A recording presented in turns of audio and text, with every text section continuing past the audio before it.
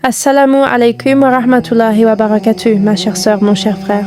Prends une grande inspiration avec moi. Pose tout ce que tu tiens. Bienvenue dans ce nouvel instant de pause, un moment sacré pour ton âme. Sais-tu que ton cœur pèse exactement le poids de tout ce que tu refuses de pardonner? Regarde-toi un instant avec honnêteté. Tu avances dans la vie avec cette lourdeur invisible dans la poitrine, comme si tu portais un sac de pierres brûlantes au milieu d'un désert sans fin. Tu revis en boucle cette trahison, cette parole qui a tranché ton estime, cette injustice qui t'a brisé un soir où tu n'avais plus la force de lutter. Tu penses au fond de toi que garder ta colère est une protection. Tu t'imagines que ta rancœur est une armure d'acier qui empêchera les autres de t'atteindre à nouveau. Mais regarde bien tes cicatrices. Cette armure ne te protège pas, elle t'étouffe. Elle t'enferme dans le passé, elle t'empêche de respirer, de prier avec une sincérité totale et de voir la beauté immense qu'Allah essaie de faire pousser dans les jardins de ta vie aujourd'hui. On nous a souvent menti sur le pardon. On nous a dit que pardonner, c'était effacer ce qui s'est passé ou donner raison à celui qui t'a fait du mal. C'est faux. Pardonner, ce n'est pas dire que l'injustice était acceptable. C'est décider, ici et maintenant, qu'elle n'a plus le droit de diriger ton présent. C'est refuser que ce mal continue de te consumer de l'intérieur, jour après jour, nuit après nuit. Le pardon, c'est l'acte de bravoure ultime où tu décides de rendre les clés de ta prison intérieure au seul qui possède la guérison.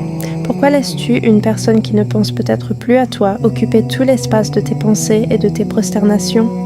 Chaque fois que tu nourris ta haine, tu lui donnes le pouvoir de te blesser encore, des années après que l'acte soit commis. Tu lui offres ton énergie vitale sur un plateau d'argent. Écoute ce secret que ton ego essaie de te cacher. Allah est Al-Adl, le juste. Rien, absolument rien, ne lui échappe. Pas un soupir, pas une larme versée dans le noir, pas une trahison cachée. En lui confiant ton injustice, tu ne laisses pas le coupable impuni, tu laisses simplement le juge suprême s'en occuper selon sa sagesse infinie. Pendant ce temps, toi, tu retrouves ta liberté. Tu n'as plus à être le policier, le juge et le bourreau de ton propre passé.